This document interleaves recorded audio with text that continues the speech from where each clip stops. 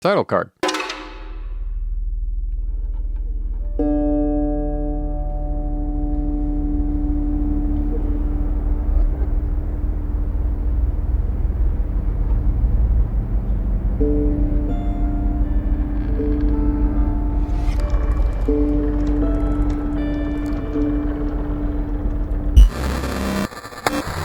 Here's the deal. This is O.J. McDuffie.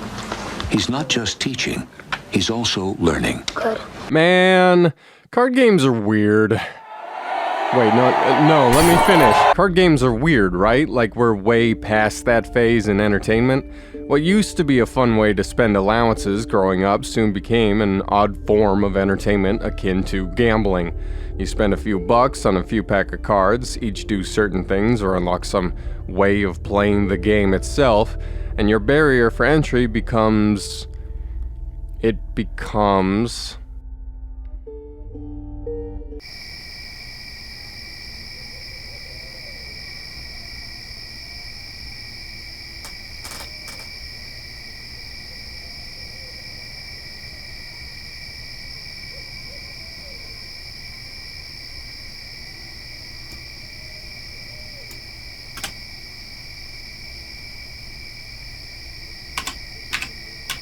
Man, card games are one of the only forms of entertainment that we give way too much leeway to. Back in the day, you'd buy a game, any game, and you would have the full experience as anyone else who bought the game. You buy Sorry, you've got all the pieces to play Sorry. You buy Mousetrap, and you get a bunch of small plastic toys that are very easy to choke on. You buy Monopoly, you lose your friends. Card games are weird because you don't actually unlock the full game with one purchase. No, you modify how you play the game with every purchase. A pack of cards may contain any random assortment of cards that could alter aspects of the game. Maybe a new monster that becomes your main power horse, maybe some sort of spell card that acts as a counter to your friend's strategy, maybe a weird, new, shiny holographic thing that looks really cool besides all that. You can buy a starter deck that reliably contains cards, for going random chance of assembling the deck, and hey, you Zoomers know what trading cards are, right? Like, they still make trading cards, yeah? I played the hell out of Yu-Gi-Oh! When I was in elementary school. Battle City, oh man, it was so cool. Having a physical card to hold in your hand felt so neat. A tangible little piece of artwork that could be used to play. Poker was, and always will be, one of those classic games where the inventor had invented something near perfect with little need for revision. You draw some cards and you try to make a hand out of them, and depending on what hand you make, you either win or lose the pot. And there are lots of hands you can make, too. All of which are valued on how rare or difficult it is to draw them. The lowest hand is the high card, which is, the lack of any other hand, so just any card in the deck by itself without combination. It's low value because it's easy to draw. A pair, that's slightly harder, there's only 4 of any given card in a single deck, so a slightly more rare occurrence than drawing 5 cards of all different values. 2 pair, well, that's just a pair but another. 3 of a kind, and that's why you should play Balatro. Balatro, the game, knows that poker is fun on its own, but decided to put a twist on it. Poker roguelike. You don't even have to wait to hear a recommendation. That either poked your brain directly or it didn't. Poker roguelike is what got me to buy the game, since I had never seen anything like it before. How does it work though? Well, you use a poker hand to rack up a score. The score needed to move to the next ante increases steadily. Between antes, you can buy tarot cards that change aspects of certain cards, or planet cards that change how powerful your hands score individually. But the main aspect of Balatro is these Joker cards. Each one of them grants a unique buff or condition that changes how things work. They can add multipliers to your hands so that they score higher, and they can change the requirements for some hands, like gaps and straights, or only needing 4 cards to make straights or flushes. But most of all, the sheer number of them means there's tons of room for experimentation for how you approach any given run. Not to mention how you choose your decks, each having their own special conditions applied to each run. Balatro works because it is utterly unique and cripplingly addictive. Just ask my buddy, who I bought a copy for. He went from 90 minutes of playtime to... oh.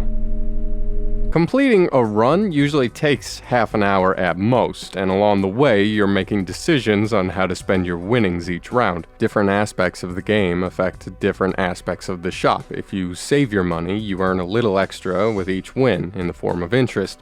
So maybe you save it now and have more for later, but maybe that one joker you've been waiting for shows up a little early, and you have to hope that your next win can pay for the rest of the few jokers you want to save your run. Maybe the joker that you've been holding out hope for doesn't show up at all, and you have to adjust accordingly on the fly. Trying to salvage a botched run can sometimes lead to strategies you wouldn't have thought of otherwise. Maybe those jokers you thought were terrible suddenly become a lot more useful. I recommend Balatro because it's unique in a way that I don't see many other games. Video games have made card games easier to play. You'd hope to... You'd hope to... Can you stop staring, please?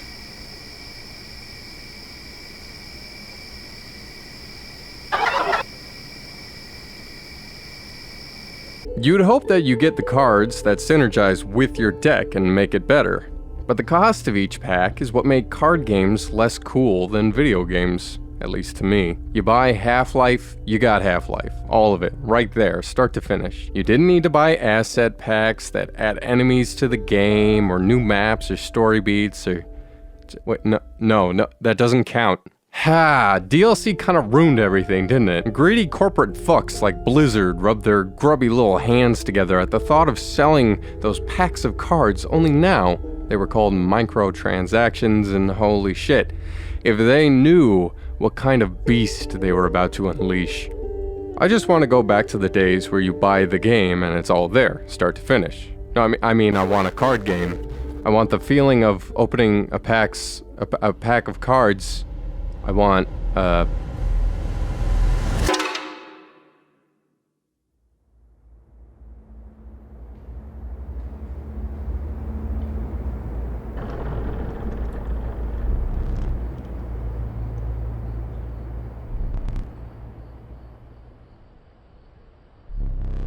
Man, reviews are hard for me, especially these little essays.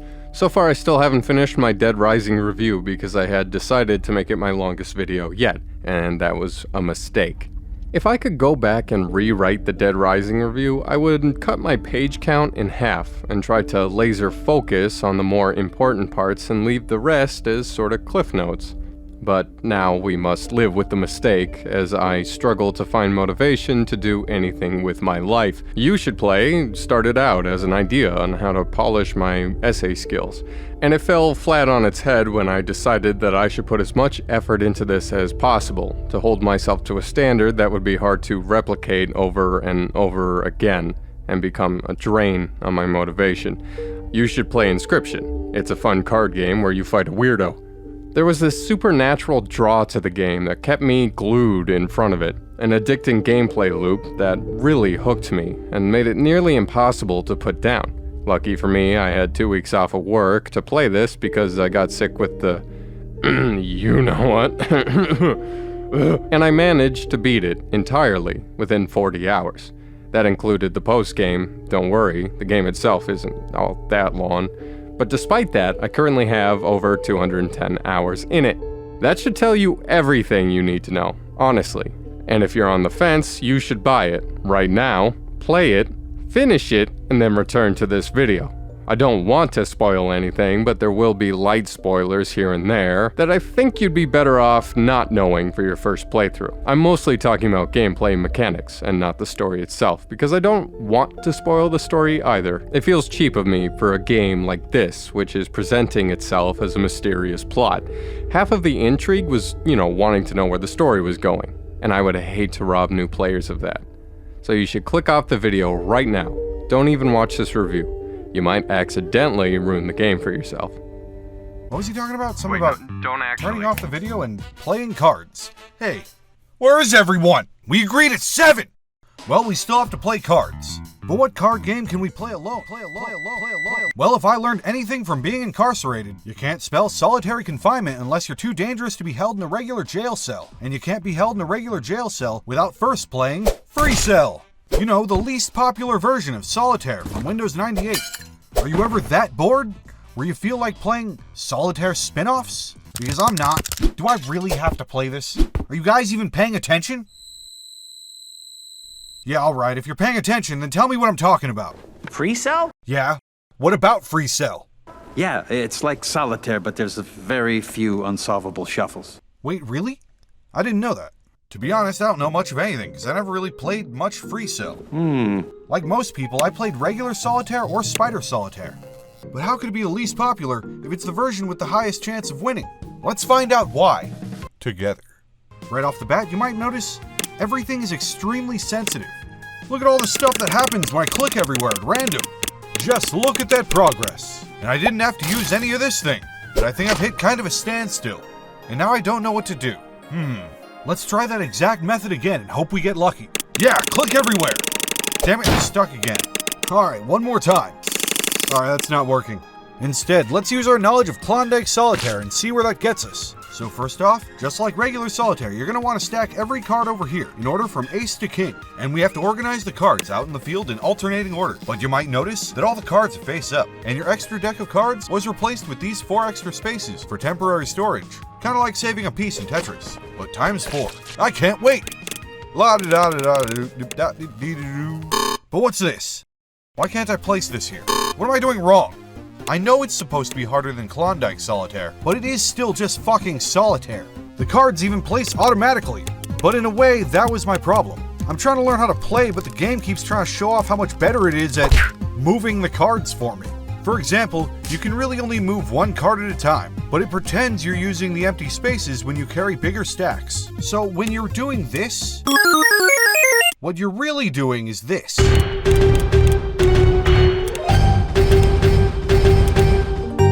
I couldn't figure that out because the game kept playing with itself, and it would just feel to me like the rules were changing. In Klondike, you have to double click that shit. But here, you don't even have to click it if it sees the cards available to be taken away. Do we really need a game like Solitaire to be less engaging? To be fair, it can be fun to watch the game put itself away when you do win, as opposed to Klondike, which can be really daunting to double click every card, especially when you know you already won. But at least Klondike has a satisfying end screen, where all you get from FreeCell is... But overall, after learning the game, I'm willing to say, this is the best version. The face-up cards remove all mystery from the game, and I really appreciate that after gaining a newfound hatred for RNG mechanics. It's really nice not having to go back and deal with the game that introduced me to the concept. That combined with the lower chance of getting an unsolvable shuffle, although I don't think these Windows games can start an unsolvable game. Anyway, back to you, Grant. Oh, thanks. Inscryption was made by Daniel Mullins Games, ergo Daniel Mullins and Simon Jenkins.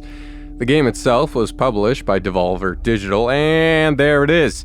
Why is Devolver so good at publishing bangers? They see an interesting indie game idea and just pump money into it. Damn the torpedoes. Well, Daniel Mullins Games had already made a few projects in the past that were interesting experiments, so I guess them trying to do something a little bit more traditional isn't bad. It's usually the indies that think of new spins on old formats, and what better persons to put a new spin on something than them. Inscryption has a pretty simple setup. You boot the game, are greeted with a basic menu prompting the usual options of new game, continue, settings, etc.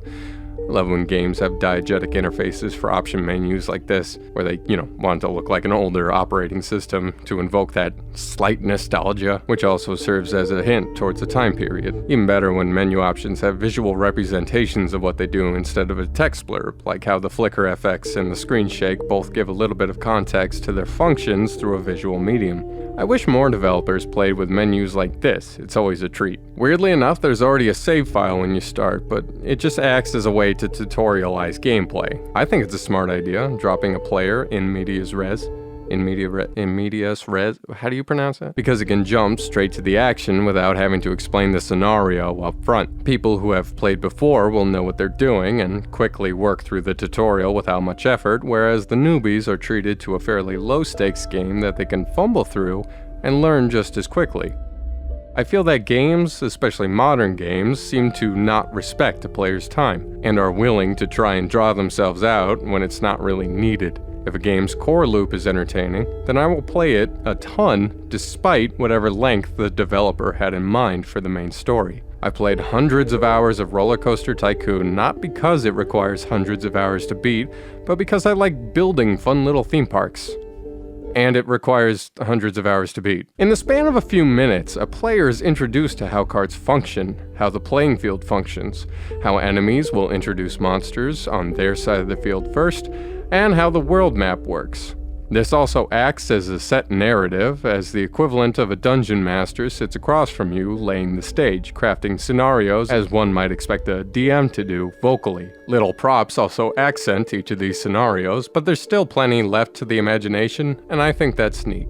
The atmosphere is an unsettling one, pulled off wonderfully in a myriad of ways. Shadows consume everything but the table and the eyes of the man across from you. His silent narration is emphasized with loud droning distortion, creepy ambient music, and once you've played a bit of the tutorial, the world is pulled out once more to reveal that you can stand up from your seat on the table. Once you do this, you're free to explore the tiny cabin you seem trapped inside of. It's a small space, feels claustrophobic, compact.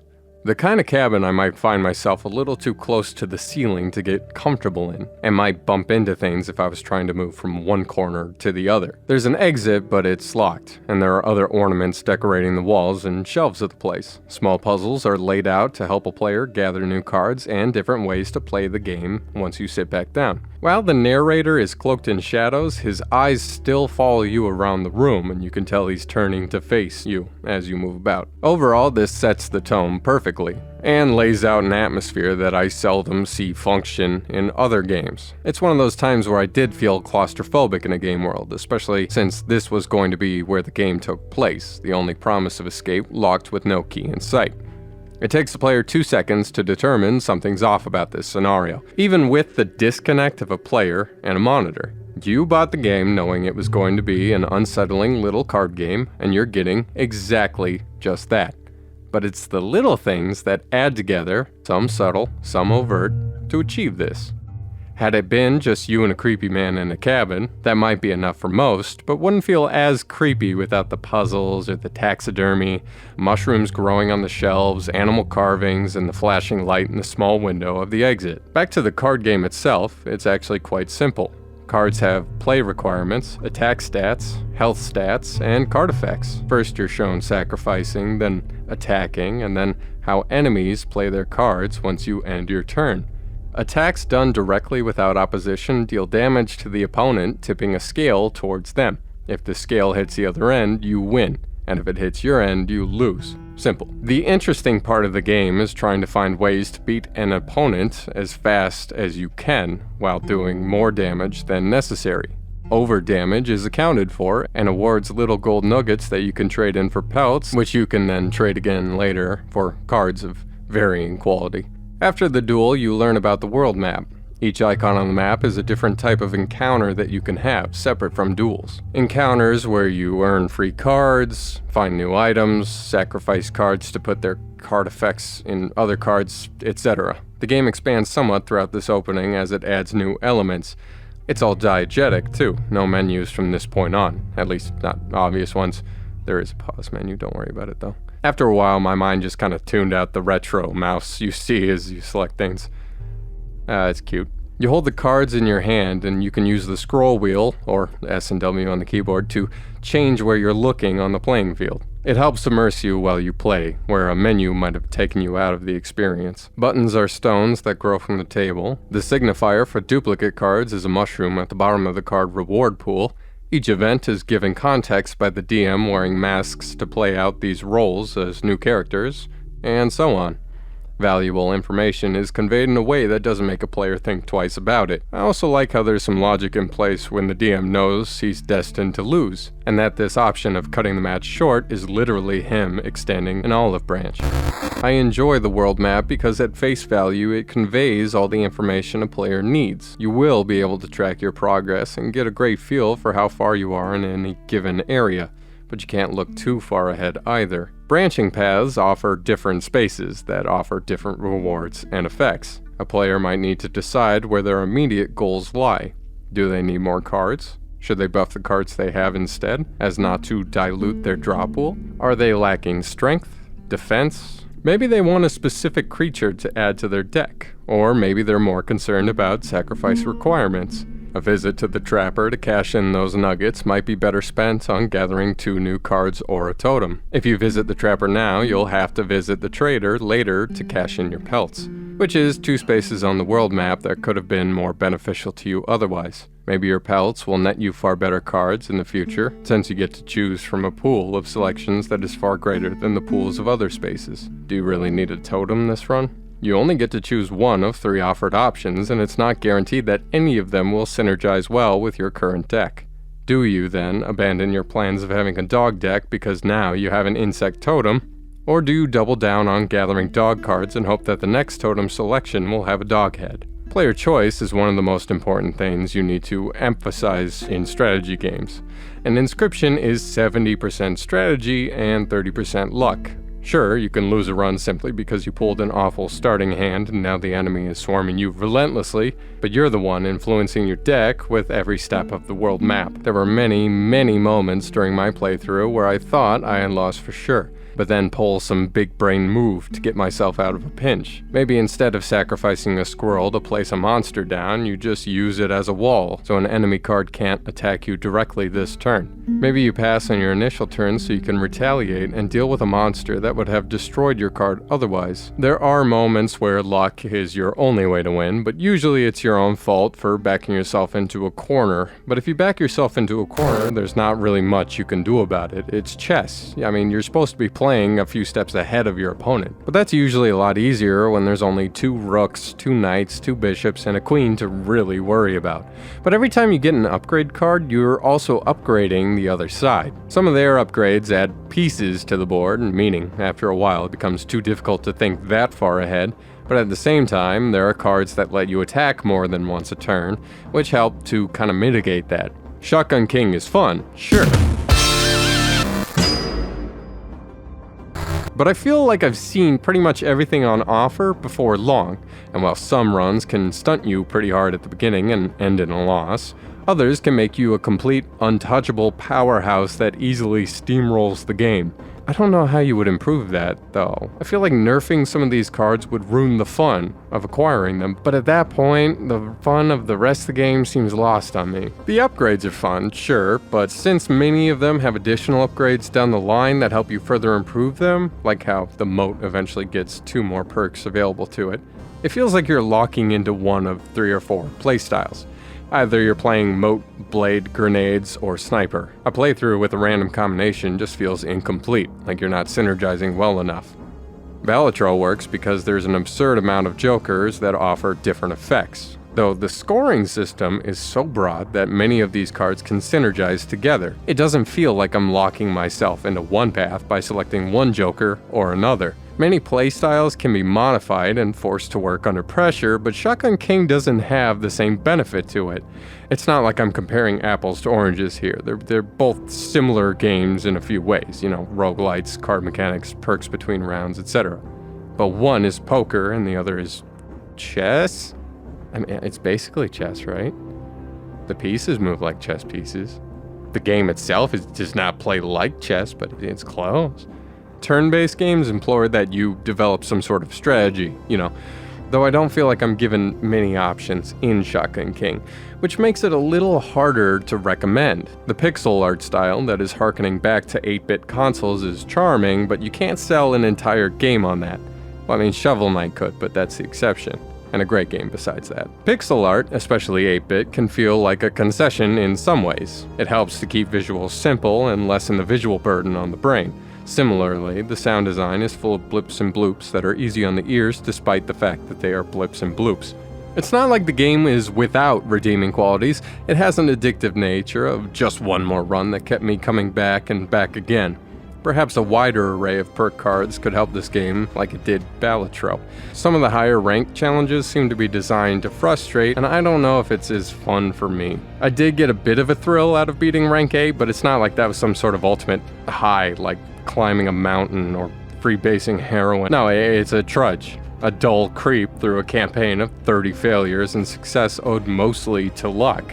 The more pieces that are on the board, the more chaotic things become, and the harder it is to keep track of everything. You see, if you shoot a piece and there's another piece behind it, then that piece can attack you and you lose automatically. There's only one perk card to save you from that, by the way, and it's usually not great in any deck. You can also click the middle mouse button to show the danger paths of enemy chess pieces, but it's a bit comical how most of the board is just going to be red exclamation points anyway. It sucks. It's not great. I did enjoy some playthroughs where I really got traction or finally got to test out a build that I had been wanting to for a while, but the high moments are usually met with equally dull moments all around it. As a buyer, you should ask if you're okay with that. If you want to try a fun little game, there's nothing stopping you from it. And there are unlockable guns that change a few conditions, like firing arc and knockback. But these adjustments can be made with perk cards anyway, so it's not like it's a completely new feeling game or anything substantial. There's also a pretty fun horde mode that, yeah, you heard me. A horde mode in a chess roguelike, imagine. Remember when Mass Effect 3 released and they touted a horde mode? Remember how much we hated that? I remember reviewers up and down the block were screaming that it was lazy game design to add a horde mode to your game. It's crazy how much things change with time.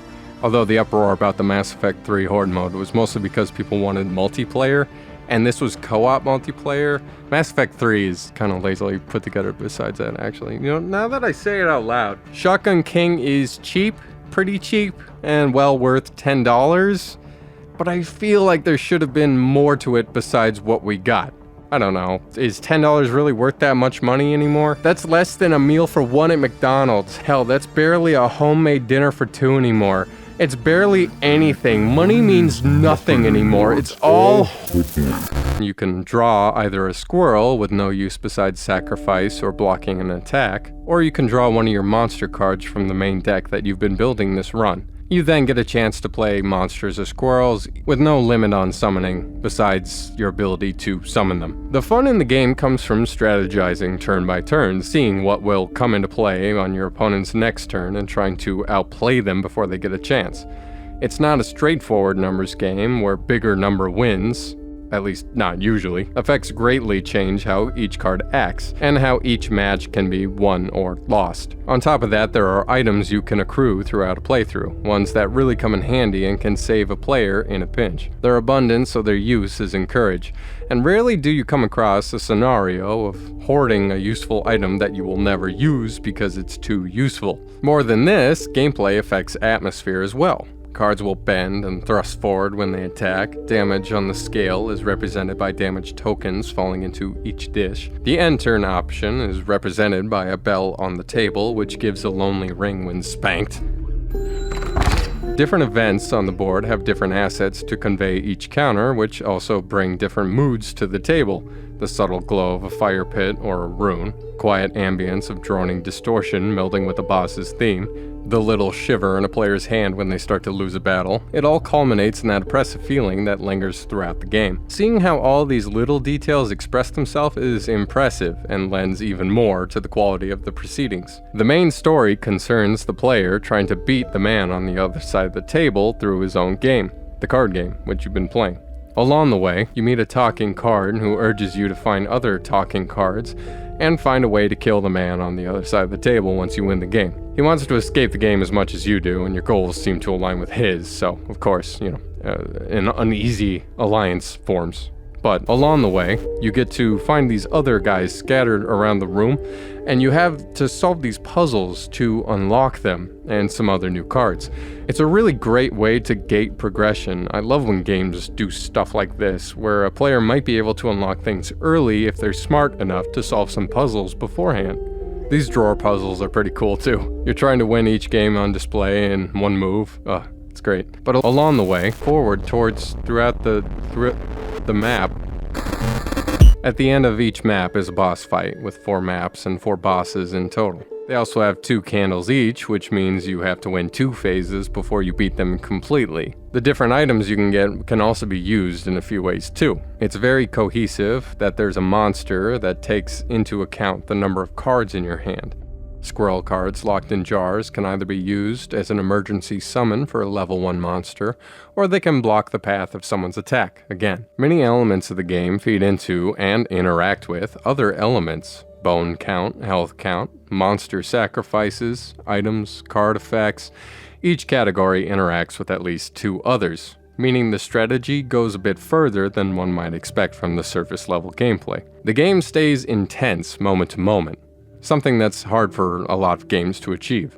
The initial gameplay loop of a simple card game is made infinitely deeper with the addition of some of these elements, and it's a stroke of genius to have a player try to balance everything and still make it fun in the process. Credit where it's due, not many games can garner my interest as deeply and intensely as Inscryption did when I first played it. The opponent also only has so many cards it can play too, meaning it's possible for a player to stall and outlast them. This might change the challenge temporarily from winning to surviving, and in some cases can be a more thrilling dance between you and the opponent. Hell, you might even run out of cards to play entirely from your deck, resulting in starvation monsters appearing on the opposite side of the board, which you're not allowed to attack. The game feels a lot better on the PC than it did on the PlayStation at my buddy's house, because you can flick the coins on the table if you're playing on PC, and I don't know if the console versions lets you do that. The PS5 version also plays some audio through the controller speaker, so that's pretty dope. I haven't seen that since Silent Hill Shattered Memories on the Wii, and I think it's a fun gimmick for what it is. I miss fun gimmicks, really, back when games were a lot more experimental. You know, I actually got jump scared when I booted up this game. Yogscast games. Christ, it was like 30 volts being shot directly into my scrotum. It's not that I don't like Yogscast, it's just that I hadn't heard about them in such a long time, so when they, unprompted, found me instead, it was like that scene in Spider-Man where James Franco stares at Peter and then a bus passes and James Franco is gone. Maybe because he dug a hole. Diggy hole. I mean, we were all fans of Yogscast at one point, yeah? Like, children need entertainment. I'm not going to harp on quality, like the Odd Ones Out still has a career in a vague sense, and quality never bothered him, but that era is long dead. Long dead. Since then, we've had Francis of the Filth, PewDiePie's Bridge, and India going from this to this. Okay. Was the long gap in cultural relevance warranted? Well, after a few hours of playing Dungeons and Degenerate Gamblers, I'd have to say, we should give it another few years, yeah? Balatro is a perfect game in many regards. They did a lot right on their first outing, and D&DG seems to be trying a similar thing, but instead screwed up a lot instead.